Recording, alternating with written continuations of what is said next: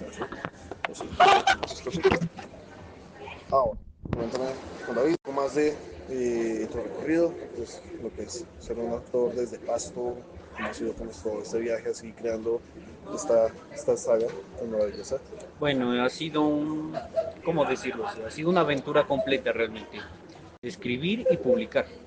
Claro, O sea, en mi caso, todo surgió cuando a mis 13 años me regalaron un libro de Harry Potter. Entonces, hasta ese entonces yo odiaba leer, porque para mí los libros eran tareas, eran obligaciones, imposiciones, era algo que yo no concebía ni como algo chévere, ni como algo agradable, ni como algo divertido, y simplemente era un requisito, nada. Pero ¿qué pasa? La llegada de este libro de Harry Potter a mí me cambia la perspectiva con la que yo contemplaba la lectura. Me di cuenta que los libros no tenían que ser aburridos, que los libros podían pues, abrir horizontes muy chéveres. La idea tal vez de que un niño sea un héroe para mí resultó como que muy llamativa, muy atractiva.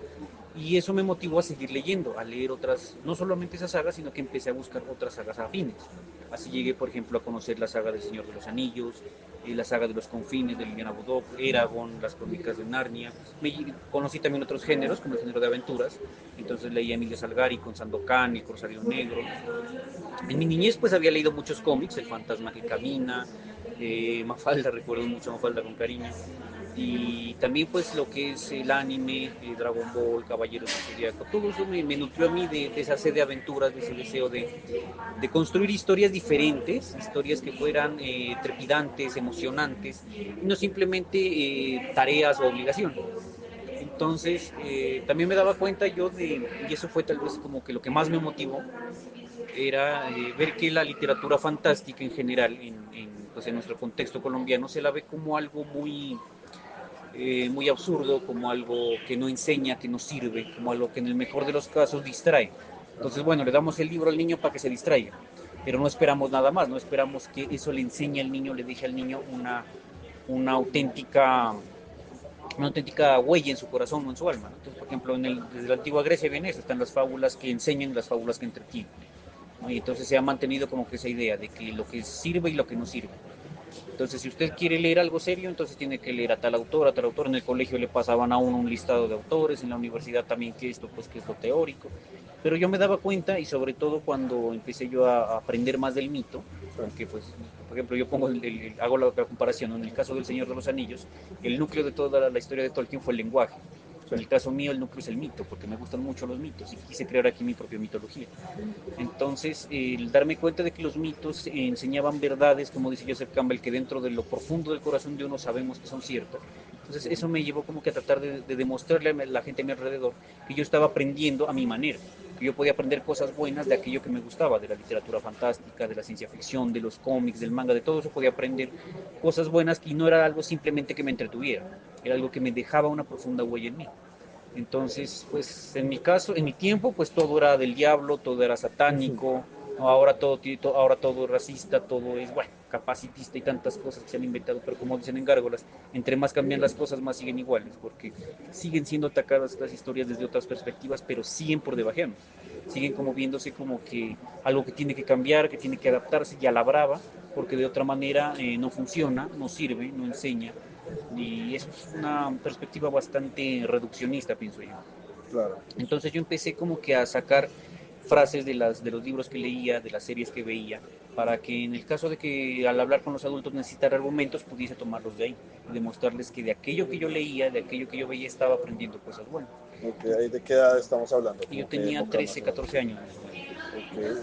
Ok, ¿en qué época más o menos? Eso fue en 2002, póngale, 2002, 2003.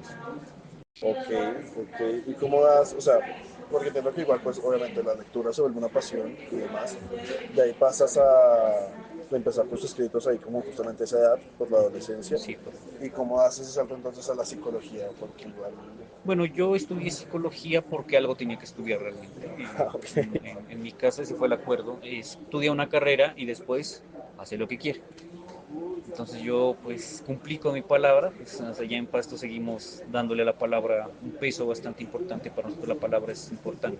claro, Entonces yo dije, bueno, voy a estudiar una carrera. Decidí estudiar psicología y no literatura porque yo sentía que el sistema educativo nos vacuna contra lo que nos gusta, contra lo que puede ser chévere. En mi caso, a mí me vacunaron contra los libros cuando estaba en el colegio. Me quité esa vacuna con mucho esfuerzo cuando llega la fantasía a mi vida. Y no quería entrar a la universidad y de pronto arriesgarme a ponerme la vacuna de nuevo. Entonces decidí estudiar otra cosa, algo que pues tal vez fuera afín de alguna manera, pero que no tuviera yo el reparo o el riesgo de poner a la literatura en jaque. Entonces decidí estudiar psicología y bueno, yo creo que más fue la influencia de los mitos y leyendas y también la influencia de la literatura que había leído, de la fantasía, en el paso por la psicología, que la psicología en el paso por la literatura, porque Joseph Campbell, por ejemplo, hablaba de que el mito aún encierra muchas verdades que dentro del alma humana son necesarias. Y a veces en las terapias yo me daba cuenta de que esa falta de mito, esa falta de esos grandes relatos, ha dejado un gran vacío en el alma del ser humano. Y esa es también una de las razones por las que pasaban tantas cosas y suceden tantas cosas en la psiquis de la gente. Entonces, igual como menciona Joseph Campbell en El poder del mito, él decía que uno podía tomar un mito afín a un caso terapéutico en particular y tratar como de llevar al consultante por la misma senda por la que va el protagonista del mito. Entonces yo trataba de emular eso, trataba como de hacerle entender al consultante en esos casos que podía tal vez encontrar la salida a sus dilemas de una forma muy parecida a como lo hacía el protagonista de esa historia o de ese mito o esa leyenda. Y bueno, realmente yo me daba cuenta también que, por ejemplo, los arquetipos humanos de los que habla Jung, y eso era algo que me gustaba mucho, hablaba de cómo a pesar de las diferencias culturales, de idiomas, de continentes, el alma humana es el alma humana. Y por eso hay tantos arquetipos y tantas figuras que se repiten a lo largo de los relatos. La figura heroica, los dioses, los demonios, los dragones. Bueno, son muchas criaturas que siempre están presentes en los distintos mitos, en distintas culturas. Y yo me daba cuenta de que no es necesario haber nacido en una cultura para entender o aprender de un héroe, porque el héroe estaba ahí para todo aquel que quisiera aprender de sus hazañas. Entonces eso me motivó mucho también a querer crear mis propios héroes, a querer crear mis propios dioses, mis propios mitos, mis propios monstruos incluso. Y bueno, el paso por la psicología pues hubo un momento es un momento cumbre, como dicen en la logoterapia, pero es un momento difícil. O sea, los momentos cumbres son aquellos que llegan a la vida de una persona y la sacuden. Puede ser una buena experiencia o una mala experiencia, pero la sacuden y la transforman. En mi caso fue una experiencia no, bastante mala, porque recuerdo que para el año 2010, en el que estaba yo haciendo el año de práctica, cuando no llegaba el consultante, yo sacaba un cuaderno y me ponía a escribir, porque ese fue el mejor consejo que me dieron. A donde sea que usted vaya, lleve algo en que escribir, porque en el momento más inoportuno se le ocurre la mejor de las ideas. Si no tiene dónde apuntarla, la va a perder. Eso me lo dijo un profesor en el Preixes, allá en Pasto, se llama Dando Valencia Montezuma, y bueno, le estoy muy agradecido por eso, porque ese consejo de llevar siempre una libreta donde escribir, ese ha sido pues el mejor consejo que recibí. Y bueno, entonces yo llevaba siempre un cuaderno donde no llegaba el consultante, sacaba mi cuaderno y me ponía a escribir. No llegaban los compañeros a tiempo para hacer el trabajo. Mientras llegaban, sacaba mi cuaderno y me ponía a escribir. O estaba en la cafetería charlando con alguien y me ponía a escribir. ¿Y qué pasó? Que ese año se cayeron las pirámides. Pasó, no sé si recuerdas, el fenómeno de las pirámides de captadoras de dinero. Y en Pasto empezaron a haber muchos robos. Y en uno de esos casos se metieron a mi casa y robaron el maletín donde yo tenía ese cuaderno en el que había escrito todo el año de práctica. Uy, Entonces fue un Dios. golpe brutal porque, bueno, o sea, ¿quién entiende la importancia de un cuaderno y de un maletín viejo? Claro, O sea, ¿quién entiende? O sea, vuelvo a escribir, me decían muchos. ¿Sí? no, ¿Y no fue cómo hace mucho. uno para volver a escribir lo que uno estuvo un año pensando, repensando, reflexionando? Fue muy difícil, fue un golpe muy duro, pero fue una experiencia cumbre, porque en ese momento yo me sacudí y me puse a pensar, ¿cuántas veces tiene que pasarme esto para que yo me ponga realmente en serio a escribir? O sea, yo he aplazado mi deseo de escribir pues porque estaba estudiando en el colegio, porque tenía que entrar a la universidad, porque tengo que pasar el semestre, porque tengo que hacer la práctica. ¿Y después qué? Porque tengo que trabajar, porque tengo que jubilarme, o sea, porque siempre le voy a estar dando largas a mi propia esencia, a mi corazón, dije yo. Entonces, no, o sea, yo no quiero que me en más cuadernos, no quiero perder más historias, no quiero que esto me vuelva a pasar.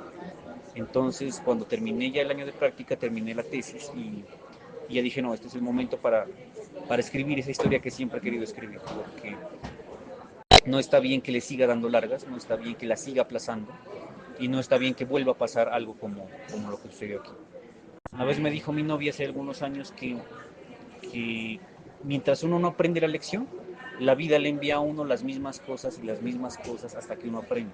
y yo no quería perder otro cuaderno de pronto a los 20 años, a los 30 años, a los 40 años, ir perdiendo cuadernos de otras maneras porque no entiendo la lección de que debo dedicarme a escribir mi propia historia. Entonces, tal vez yo creo que la comprensión de esa experiencia cumbre a través de la psicología fue como que una, podríamos decir que es una pequeña influencia, pero creo que fue más al revés, más la influencia de la literatura y los mitos en mi paso por la universidad que lo contrario. Y hablemos de justamente entonces ahora ese punto tan disruptivo.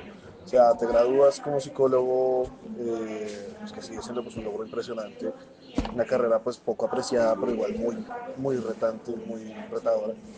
Eh, ¿Cómo es entonces el presentarte después como, bueno, ya soy psicólogo, ahora paso a la fantasía? ¿Cómo es justamente ese choque, el pasar de, bueno, un psicólogo que siempre se presenta como alguien tan serio, tan demás, ahora hablando de fantasía y de jaguares dorados y todo Yo este creo que lo que pasa es que yo he hablado de fantasía desde los 13 años hasta acá.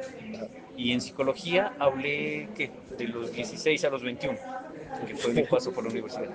Y en esos 16 a 21 años eh, yo seguía hablando de fantasía dentro de la misma universidad. Yo recuerdo que para hacer trabajos, para hacer ensayos, yo citaba autores de fantasía. Yo citaba a Tolkien, yo citaba a Liliana Bodoc, yo citaba a J.K. Rowling, y lo citaba porque sentía yo que de todas maneras, en medio de las dinámicas y en medio de las polémicas, había espacio para esos argumentos y había espacio para esas ideas. ¿No? Entonces, por ejemplo, recuerdo mucho en un examen en el que se hablaba de la muerte, por ejemplo. Que, bueno, incluso mucha literatura se utilizaba también en psicología para entender lo del doble, el retrato de Dorian Gray, Sí. bueno, muchos libros que se han empleado para entender algunas cuestiones psíquicas, ¿no? Entonces, en una ocasión hablaban de cómo sería la muerte, o sea, qué carta le escribiríamos a Dorian Gray en caso de que tenga que enfrentarse al doble, de ese miedo a la muerte. Yo cité una frase de una escritora argentina, Liliana Bodoc, que es tal vez la mejor exponente de fantasía épica en Hispanoamérica, porque ella habla de una anciana que antes de morir le dice a su nieta que le va a hablar de una que a partir de esa noche será su hermana y compañera eterna. Y le dice, no te asustes cuando escuches su nombre ni la culpes por hacer lo necesario. Le dice, ¿conoces a alguien que le guste comer manzanas que cuelguen años y años de los árboles? Y dime cómo crecerían manzanas nuevas y las que ya cumplieron con su ciclo no dejan espacio en la rama. ¿Podremos tú y yo ser viejas al mismo tiempo? ¿Quién le enseñaría a quién? La hermana muerte carga con una tarea que todos comprenden pero pocos perdonan. Sin ella los hombres no mirarían al cielo en las noches estrelladas ni tampoco cantarían. Sin ellas no existiría ni el suspiro ni el deseo y sin ella nadie en el mundo se preocuparía por ser feliz. Entonces yo puse esa frase en ese examen y bueno, logré pasar ese examen con muy buena calificación. Asimismo, en otro ensayo yo llegué incluso a citar pues, desde el Harry Potter hasta el Chavo del Ocho. Bueno, yo citaba todo lo que me gustaba y mis profesoras se asombraron en esa ocasión porque ellas lo que buscaban precisamente era que la gente dejara de pensar tan linealmente y empezara a pensar de una forma un poco más cíclica, más en espiral, como ellas decían. Entonces yo decía, si es válido lo que un escritor pensó, ¿por qué no es válido lo que este otro escritor de este otro género plantea? Si a la larga es de cierta forma lo mismo lo que está planteando. Entonces, yo siempre estuve hablando en el idioma de la fantasía, tanto en la universidad como fuera de ella. Entonces, por eso yo creo que no sentí como que la ruptura de pasar de un tema a otro, sino que simplemente cuando me gradué ya sentí como que la libertad de decir, bueno, ahora sí ya puedo hacer lo que yo quiera sin tener que cargar con la responsabilidad de cumplir una tarea, de hacer un horario, porque el semestre no tenía tiempo ni para leer ni para escribir Sí, no, muchas veces. baila, nada, eso es horrible. Entonces solamente en vacaciones leía, solo en vacaciones escribía. En la práctica fue un poco más flexible y podía escribir un poco y me pasó lo que me pasó. Entonces simple y llanamente yo, o sea, yo tenía claro desde mis 13 años que yo quería ser escritor. Supongo yo que tal vez pensaban pues que al entrar yo a la universidad iba a sentar cabeza y ya iba pues, a pensar de otra manera, pero yo había sentado cabeza desde el momento en que entendí que mi misión en la vida era ser escritor. Entonces a mis 15 años, cuando ya mi mamá me dijo, puede usted ser escritor, entonces yo no sabía qué hacer con mi vida. Yo dije, bueno, a mí me gustan los mitos, las leyendas, las historias, ¿qué hago yo con la vida? Y mi mamá me dijo, puede ser escritor y crear su propio mundo. Y en ese momento yo senté cabeza porque ya supe cuál era mi camino por la vida. Qué bonito, qué bonito. ¿Y cómo es entonces ahora? pues justamente, o sea, mientras que empiezas a crear, ya tomarte más en serio estos libros, igual pues todo el recorrido que tienes. ¿Cómo es entonces apostarle a la fantasía? Sí, lo que te comentaba antes de empezar esto, o sea, porque no siempre, de la literatura colombiana, Gabo y Mendoza nos hicieron demasiado daño, pero absurdo. Entonces uno siempre espera o realismo mágico o realismo sucio, que ni siquiera es realismo sucio lo que hace Mendoza, es más un detective raro. Eh, y pues también todo el desconocimiento que hay de otros autores, no sé, Correcto. Junín y otros autores que también nos aportan mucho fuera de la poesía, ¿no? Que también hay pues, otros novelistas muy importantes. Y pues también teniendo en cuenta lo que te comentaba, que siempre lo que no es Bogotá, que ni siquiera es periferia, sino que solo no es Bogotá, uno siempre espera algo más folclórico, Exacto. que entonces nos recuenten mitos o que entonces hablen de sus tradiciones, que hablen de todo esto. Entonces, cómo es eso, esa apuesta? ¿Cómo ha sido pues, ese reto de crear fantasía, más alta fantasía, como es el que haces aquí en Colombia? Bueno, ese es precisamente se podría decir que es la razón, una de las razones por las que quise escribir, porque en mi juventud me di cuenta de que había poca fantasía en Colombia. O sea, está el realismo mágico, pero no es lo mismo que la fantasía. O Obvio. sea, es algo muy diferente. Y yo me daba cuenta de que o sea, muchas veces nosotros tenemos nuestros mitos, nuestras leyendas, pero sobre todo comparando con El Señor de los Anillos, Tolkien lo que hace es crear una mitología para su país. Yo dije, qué chévere crear una mitología, un mundo así como épico para Colombia, para Hispanoamérica, ¿no? Y para el mundo en general. Entonces, el darme cuenta yo de que por un lado la fantasía es poco conocida, por otro lado es poco valorada, por otro lado es como que despreciada a veces, vilipendiada, entonces eso como que me motivó a decir, no, yo, o sea, quiero aportar mi propio grano de arena para cambiar esa perspectiva, para que la gente mire las cosas de otra manera. Y sí, o sea, yo a medida que cuando empecé a escribir, yo pues estaba enfocado en escribir, me sentía parte de ese mundo, o sea, estar escribiendo lo que yo pensé que iba a ser el primer libro, fue una experiencia maravillosa porque era como que me desconectaba del mundo y entraba a otro, o sea, era estar ahí en sus campos de batalla, estar ahí en sus cordilleras y en sus bosques, estaba ahí con sus personajes, eso fue maravilloso.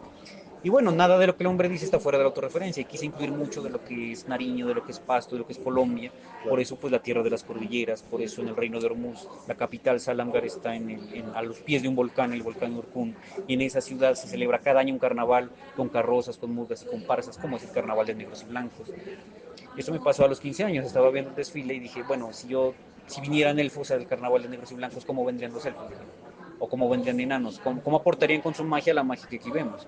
Luego dije, bueno, ¿por qué no intentarlo? O sea, si la fantasía no tiene límites, como dijo Michael Ende en La historia sin fin, entonces ¿por qué tiene que haber límites entre los elfos y los jaguares, entre los carnavales y los caballeros? ¿Por qué no mezclar todo y hacer un mundo en el que todo eso tenga cabida? Y así pues empezaron a surgir pues muchos capítulos de Aquí en el Jaguar Dorado. Y fue genial, por ejemplo, en 2018 cuando se hizo una carroza en el carnaval precisamente basada en este libro.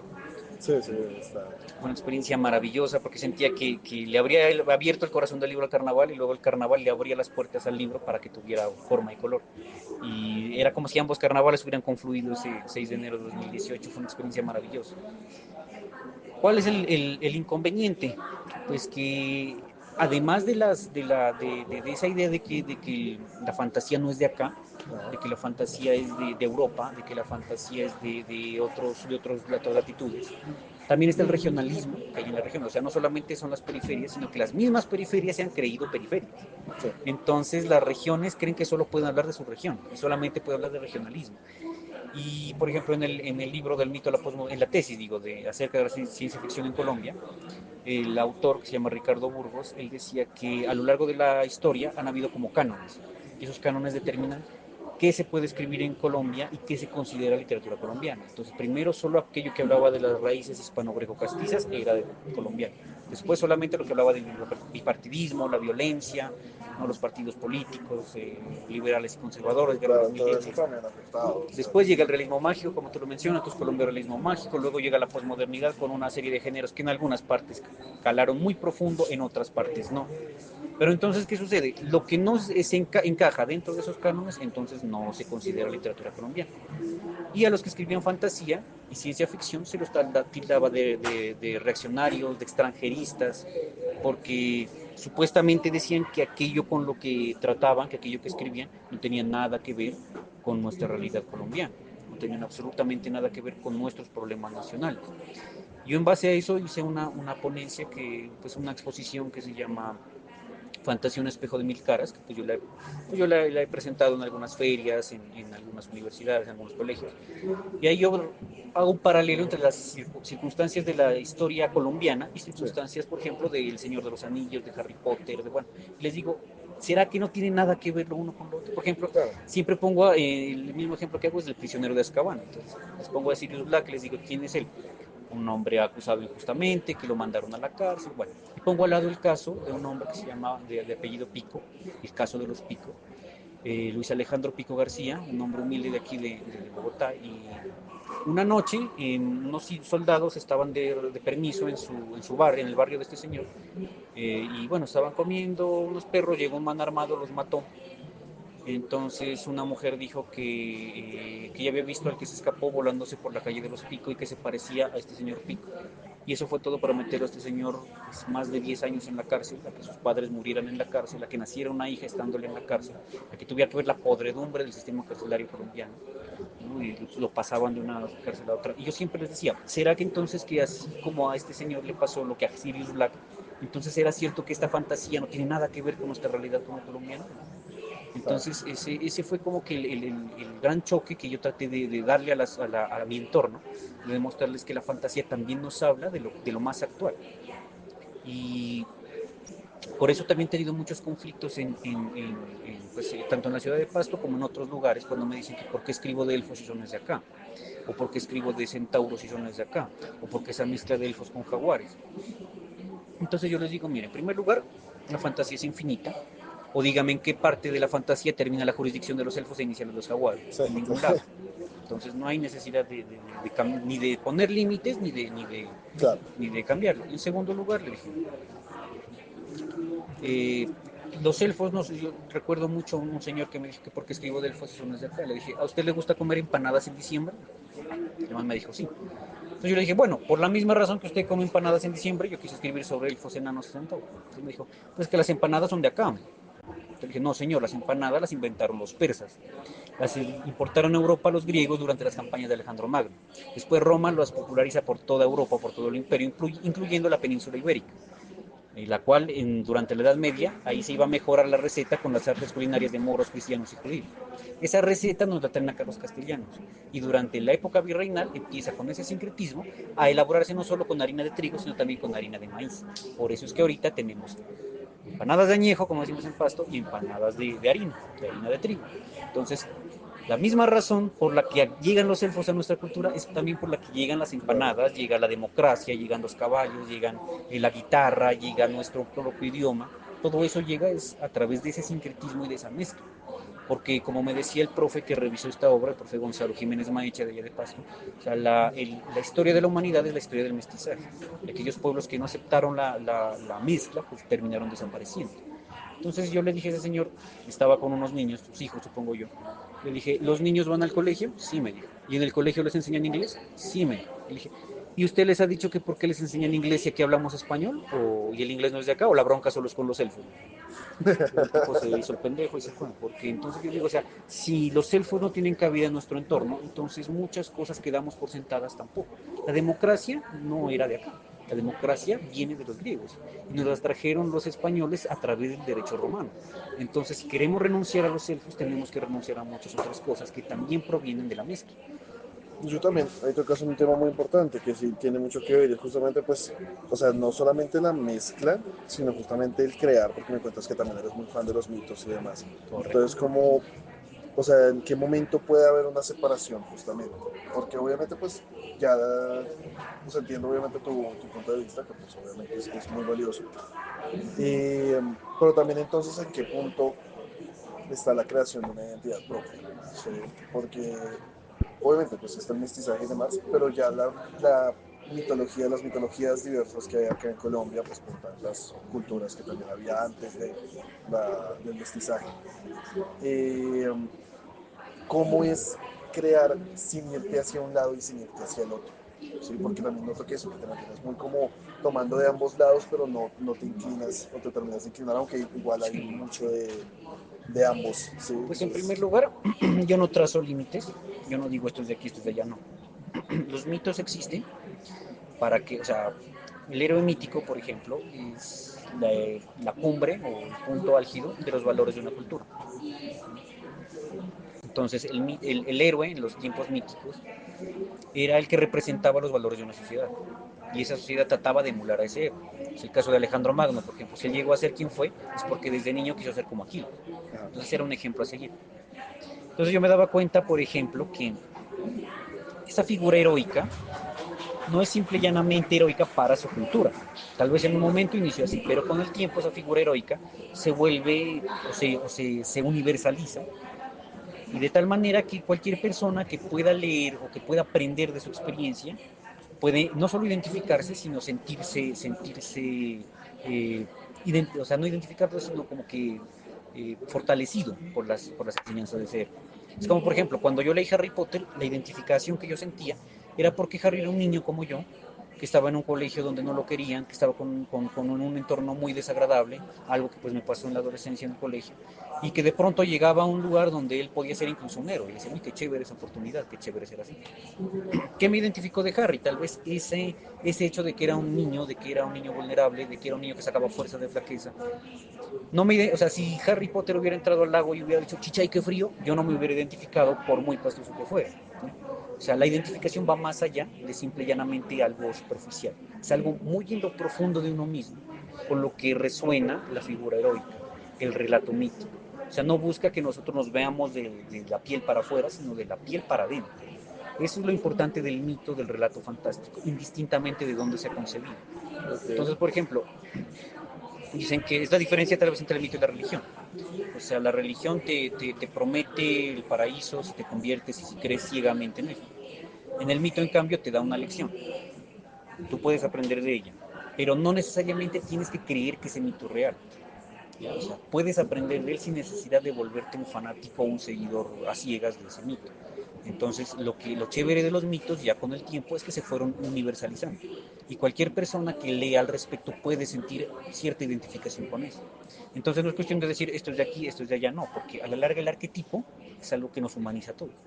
Y hay algo muy particular en El Señor de los Anillos, por ejemplo. Hay un libro escrito por dos autores en Nariño, se llama El Dragón del Guaitara, porque Nariño es tierra de dragones, ya hablaremos de eso después. Pero ellos, por ejemplo, en ese texto dicen que no existen las culturas puras, porque toda cultura, en su trasegar o en su esencia, demuestra, si no la presencia, al menos el paso de otra cultura que influenció en su manera de concebir la vida. Entonces, una cultura pura, pura no existe. Así como tampoco existen esas culturas que no aceptaron el mestizaje, como decía el otro profe. Entonces, en toda cultura, indistintamente de dónde esté ubicada, siempre va a haber el paso de otra que influyó en ella. Entonces, ese tal vez es lo que no entendemos muchas veces con respecto a nuestra esencia como hispanoamericano. Nos han enseñado a odiar de dónde venimos, a odiar lo que ha pasado, nos han puesto una venda en los ojos para que simplemente nos convenzamos de lo que otros quieren que pensemos.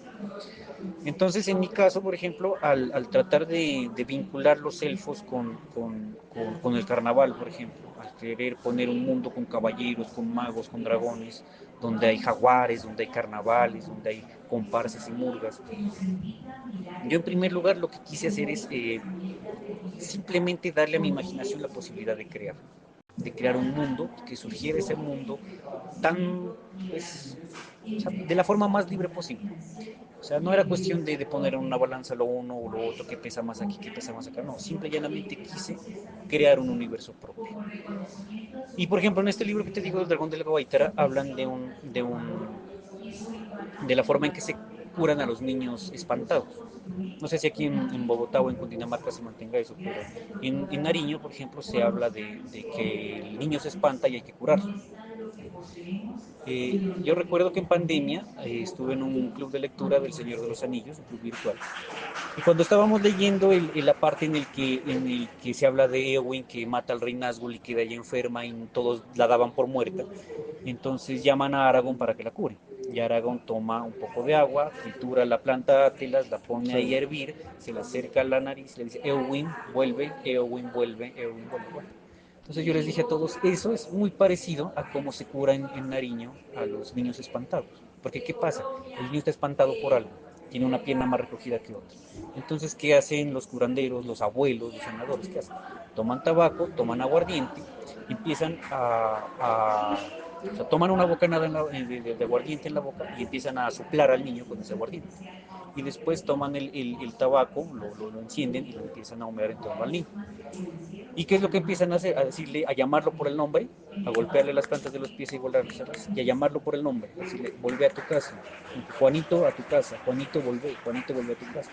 Les decía, es muy parecido a como Aragón la cura, a Eowyn, porque calienta sus plantas, pone a hervir el agua y le empieza a llamar, vuelve, vuelve con nosotros. Entonces yo les decía, es muy parecido, y fíjense lo paradójico que resulta, que en un libro de alta fantasía, en un mundo entre comillas medieval, se esté curando a una mujer del mal aire que le dio un espectro, de la misma manera en que Nariño se ha curado desde siempre a los niños espantados por el mal aire de un cementerio, el mal aire de la mala hora, el mal aire de un espíritu, con plantas como el tabaco, con licor hervido y llamándolo por su nombre, diciéndole cuajito a tu puesto.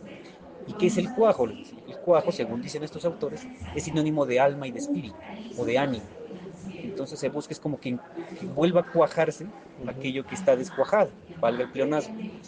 Y un amigo de ese club de lectura me dijo, vea, me decía que un amigo de él era médico y muchas veces le llegaban niños totalmente sanos, pero que estaban deprimidos, con vómito, tenían mal aspecto, no podían dormir, tenían pesadillas, y los médicos ya más viejos le decían, está espantado, mándelo con tal curandero, y el curandero lo curaba.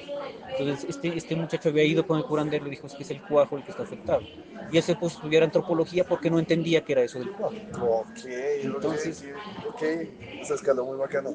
sí, entonces el decir que esto es de nosotros y esto no lo es, esto no, esto es autóctono y esto no lo es realmente una perspectiva muy, pues ya muy mandada a recoger, podríamos decir. Es algo ya arcaico, o sea, Claro, el seguir regionalismo que dirigiendo me hablabas al principio, exactamente, claro. o sea, ya es como que poner muchos límites y en medio de esos límites perdemos nuestra esencia, porque nos importa más diferenciarnos que entender lo que estamos tratando de preservar.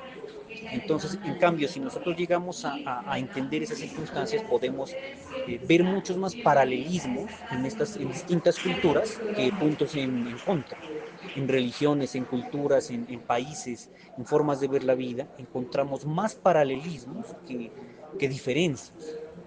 Y tal vez las diferencias simplemente están en que en Japón el héroe es un samurái, en Europa es un caballero, en África es un cazador, en San Juan de Pasto es Piljuan, el matador de dragones de Nariño. Entonces, son los mismos arquetipos con distintas vestimentas, pero a Sí. la larga la esencia es la misma. Ok, no, es muy genial eso, es muy genial eso. Entonces, pues bueno, creo que ahora cuéntanos entonces un poco más como el desarrollo de la historia, cómo ha sido pues eso, el proceso de publicarla, lo que me comentabas antes, como pues todo ese reto que es apostarle a la fantasía aquí en Colombia. O sea, yo todo esto que le digo lo aprendí ya después de publicar el libro. Porque Ok, hasta que publiqué el libro, hasta que lo tuve listo, yo estaba era enfocado en escribir, no existía el mundo para mí, solo estaba la tierra de las cordilleras. Y fue una experiencia genial. Cuando yo lo tuve listo, dije, bueno, ¿y ahora qué? Entonces, a mi mamá le habían recomendado un, que antes de publicar un libro era necesario hacer una revisión de estilo, de ortografía, una sí, corrección en pues la general. edición, todo eso. Entonces le habían recomendado al profe Gonzalo Jiménez Maecha de la Universidad de Nariño, que él era un buen lector, un gran corrector, que él había revisado tesis que se había publicado en España, en Francia, aquí en Bogotá, en Pasto. Entonces, pues yo me acerqué a él, lo llamé y le dije, bueno, que ya le dije que era, pues yo era escritor, quería publicar mi libro. ¿Cuántas páginas tiene su libro? Le dije, pues en este momento en Word tengo 575 páginas. Dije, no, eso está más largo que el Quijote. Dijo, vea, Es un autor desconocido, este es su primer libro, y una obra tan grande no la van a publicar las editoriales, porque, y menos de alguien desconocido. Dijo, divida eso que tiene al menos en tres partes. Pasa la primera, yo la voy revisando. Si me gusta, me sigue pasando las siguientes partes. Y si no me gusta, pues se la devuelvo y tan amigos como siempre. Entonces yo hice, empecé a revisar el manuscrito, a ver dónde hacía las divisiones, y de esa primera división surgieron las tres primeras novelas: El Jaguar Dorado, Los Pétalos Azules, Torre Campana. Entonces, tenía miedo cuando el profe lo leía de que me fuera a decir, dedíquese a ser psicólogo, porque yo ya tenía claro que no quería ejercer la psicología. Y bueno, como Cortés en Yucatán y como Alejandro Magno en Medio Oriente, yo quemé mis barcos apenas llegué a tierra firme porque dije, yo no regreso, o sea, lo mío es esto o no es nada. Y entonces cuando él me dijo que le había gustado la historia, que valía la pena publicarla, que valía la pena arriesgarse a una editorial, entonces yo sentí, bueno, no voy por mal camino. Entonces me dijo, tiene que buscar editorial, pero es otra aventura. Ahí pues mi novia me contactó con algunos docentes que habían ganado premios literarios. Ellos me sugirieron buscar un agente editorial.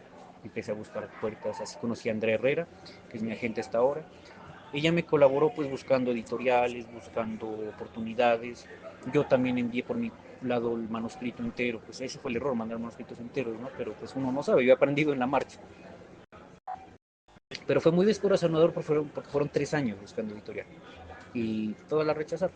Recuerdo que a Panamericana le mandé el manuscrito y me lo devolvieron. Me decían que ellos tenían un número determinado de publicaciones por año y que ese año ya habían copado ese número. Entonces no podían publicar nada más. Al mes siguiente, el sicario de Pablo Escobar Popeye publicó su libro en Panamericana, precisamente. Entonces yo dije, bueno, o sea, ¿qué le pasa al mundo? Digo yo. Sí. Sí, Uno que sale con una propuesta diferente, pues no tiene cabida parado con un sicario. Y aquí vemos que vuelve y pasa lo mismo. O sea, vemos que por el libro de Carlos Leder la gente se filas para firmas. En cambio, uno aquí está golpeando puertas y diciendo, bueno, soy escritor, me puede hacer una entrevista, voy a lanzar mi libro el sábado, ta, ta, ta. ¿No? Y fue como, o sea, aprender en la marcha me ha permitido darme cuenta de que escribir o sea, no es nada fácil, que soñar, eso de que soñar no cuesta nada, no es cierto. Soñar cuesta y mucho, físicamente, emocionalmente, económicamente, en todo sentido, pues. Y bueno, fue así como en 2016, 2015, mi agente me dijo que si no podíamos conseguir editorial, podíamos autopublicar la obra y presentar el libro aquí en la Filbo de ese año, 2016.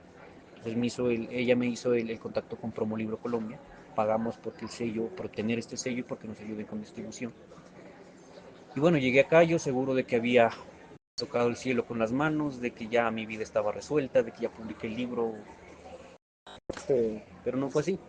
Tuve que empezar a vender el libro por mi cuenta. En San Juan de Pasto empecé a venderlo en eventos de anime, en eventos de cómic, que es donde más me han abierto las puertas, donde más tolerantes y más comprensivos han sido. Ah, En ferias de artesanos, los artesanos también me han tendido la mano de muchas maneras. Y así yo empecé a vender.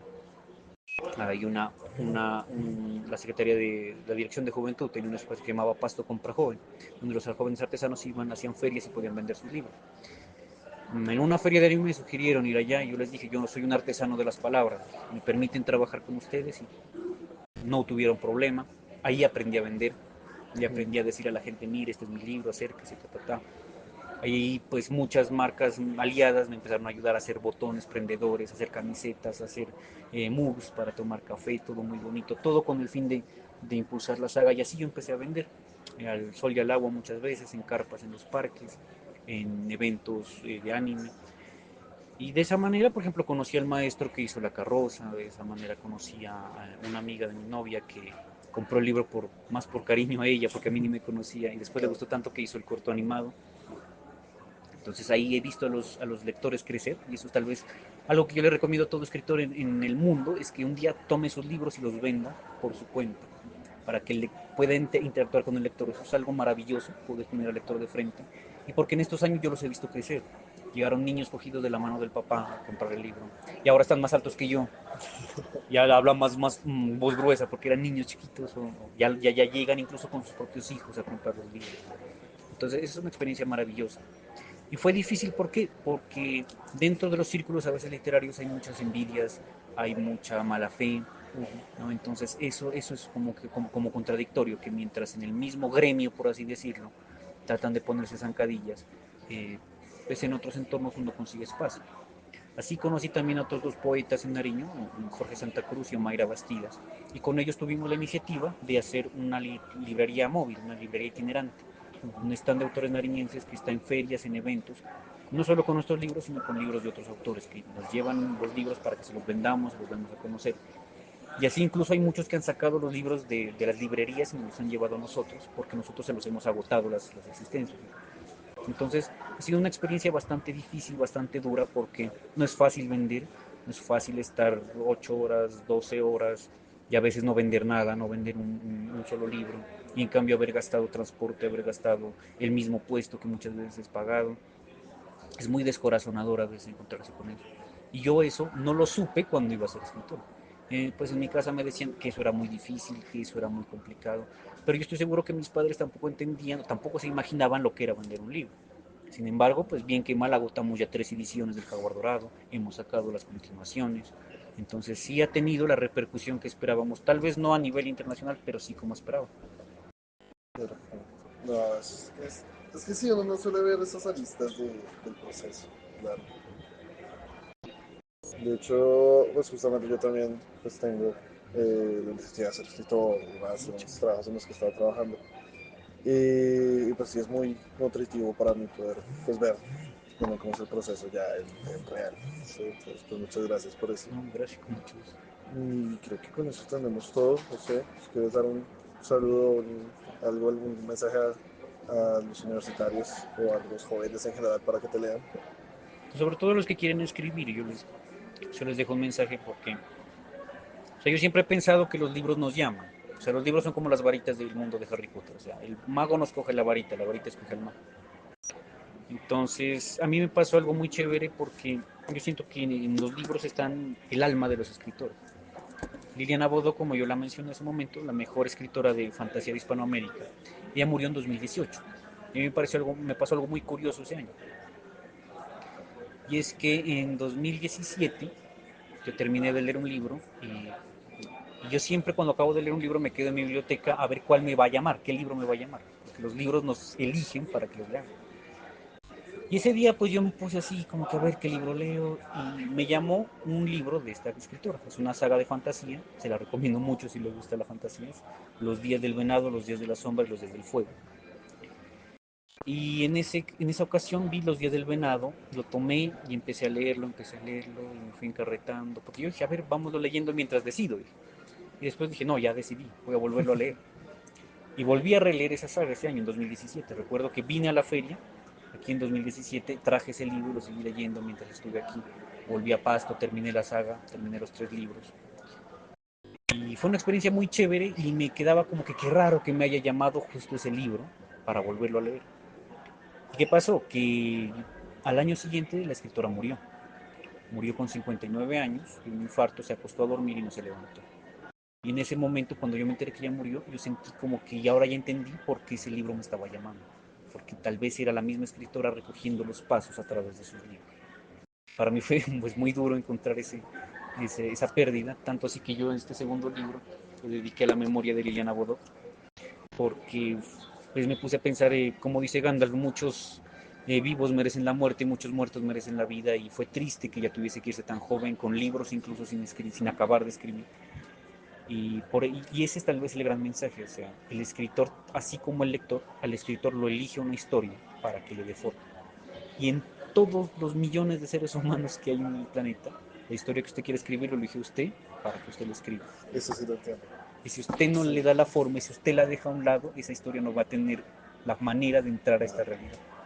Y uno no escribe tanto para uno como para alguien a quien le va a cambiar la vida. Por claro. ejemplo, yo dudo que J.K. Rowling sepa que al otro lado del Atlántico le cambió la vida a un niño a los pies del volcán Galeras, pero lo hizo, porque a mis 13 años, cuando me regalaron ese libro, yo me sentí en el peor momento de mi vida, una depresión profunda, me sentía aislado, o sea, el matoneo era, o sea, yo quisiera que estas generaciones actuales que se quiebran por un saludo, por una mirada, tuvieran que afrontar la mitad del matoneo que yo viví en esos tiempos. Y digo la mitad porque sé que no podrían con todo, se cortarían las venas, se defenestrarían o algo harían, pero no podrían con todo eso. Y esa tabla de salvación que fueron los libros, o sea, ahí eso me hizo entender que tal vez yo escribo este libro para alguien que ahora o en un futuro necesita que esas palabras le ayuden, como dijo Cervantes, le ayuden a encontrar el sentido de su vida.